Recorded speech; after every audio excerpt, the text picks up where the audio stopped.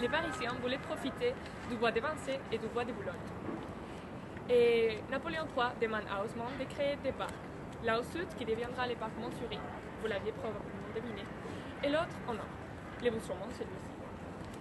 Et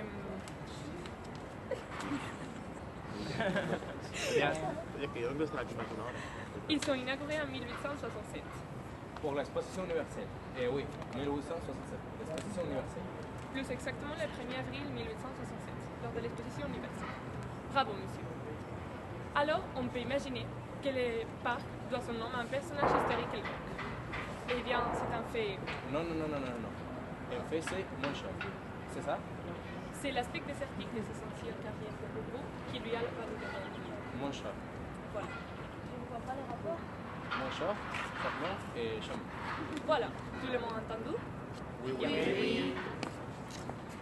Ah, ya está. Ya estaría. Ya estaría. Plaqueta, toma 4, acción. Tout le monde suit toujours? Oui.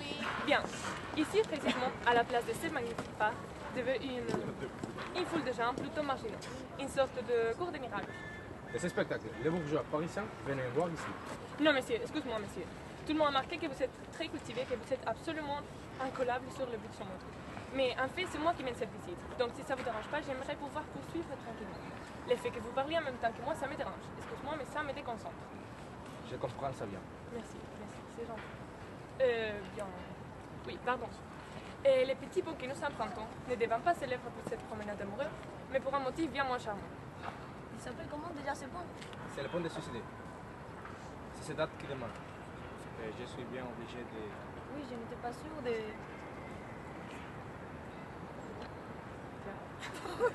Corte. ¡Corten! Yo me quedo ahora mirando más. Vale, chicos, recogemos y nos vamos. Venga.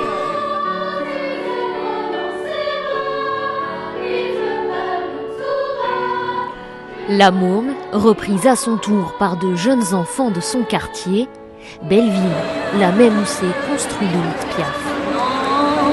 On est content de chanter la chanson de Edith Piaf parce qu'elle était très connue et que je trouve qu'elle chante très bien. J'en avais entendu parler avant, un petit peu aussi. Et je connaissais certaines chansons, par exemple Mon amant de Saint-Jean.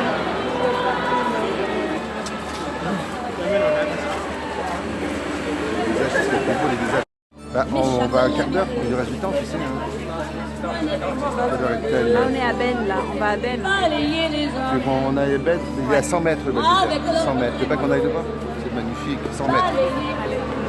Allez, on va faire 10 minutes au Belvédère. Et après, on passe par Ben et on rentre. Si on a pas de temps sur Bisson, c'est pas grave, allez, moi je t'arrive Bisson. Non, rien de rien. Il faut voir les visages. Je ne regrette rien. Ni la vie,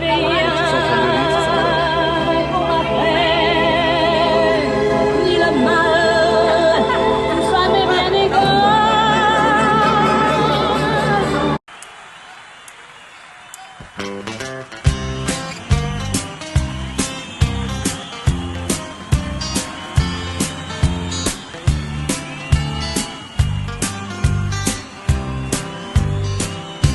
Boulevard Elvis, au cœur de Memphis, je traîne là en touriste. Mais où sont mes racines? Ben, je vais loup Belleville, Jerry Lee Lewis, killer et pianiste, par peuple sudiste. C'est même pas si j'existe sans faire de racisme. Où sont mes racines? Ben, je vais loup Belleville. Ben, où sont mes racines? Ben, je vais loup Belleville. Mouflé, j'allais voir Luis Mariano dans le chanteur. Et ça tourne. Action!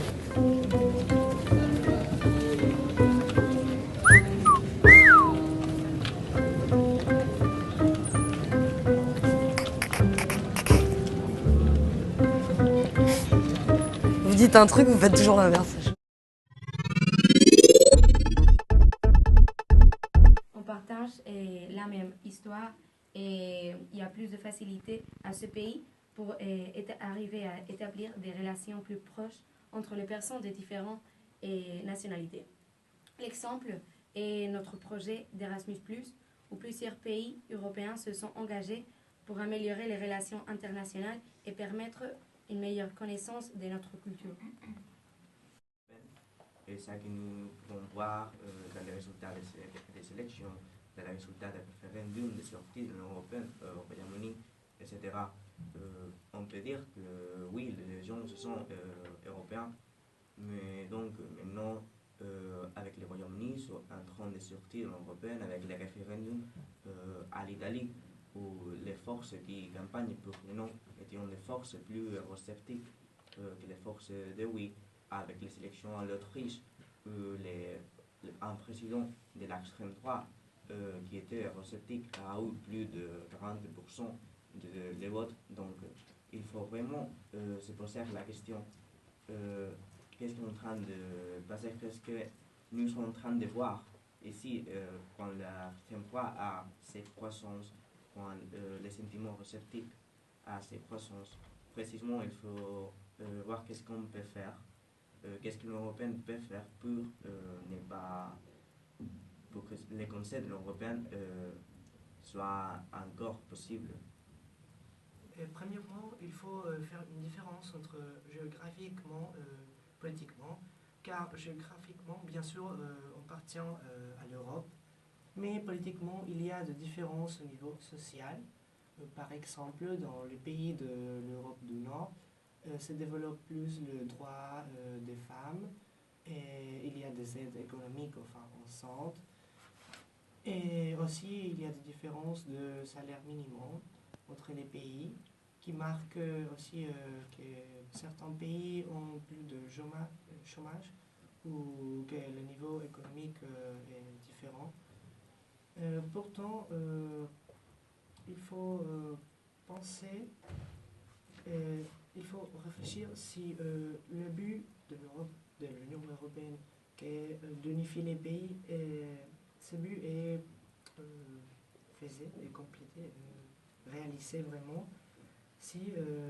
Et la question que je vous demande, c'est si vraiment cette Union européenne est un échec dans son but, ou est-ce qu'on peut améliorer cette situation comme il y a dit avant que moi.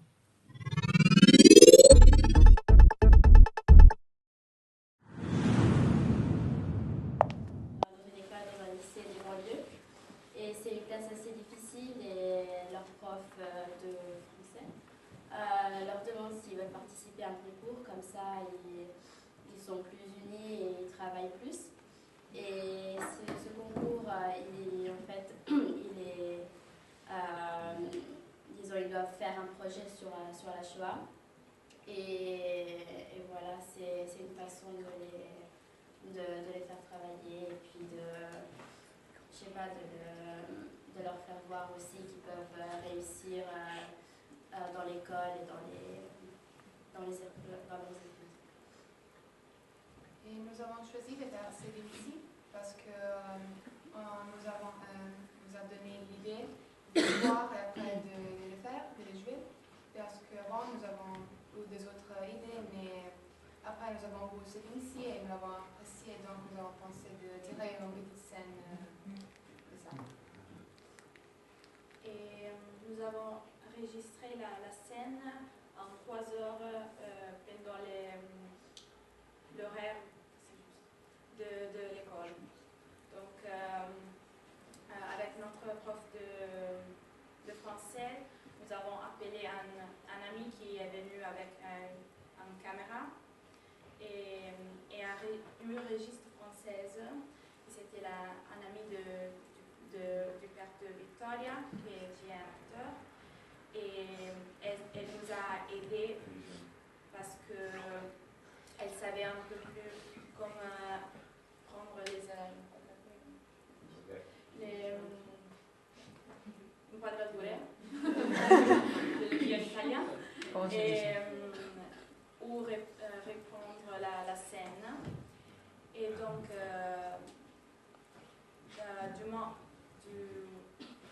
de mon point de vue, ça a été un très belle expérience. Nous avons beaucoup parlé français. Nous avons repris plus fois la scène et c'était très fatigant, mais c'était une bonne expérience. Vous pouvez voir les autres camarades de classe qui ne sont pas ici, ils sont encore à Rome. Oui.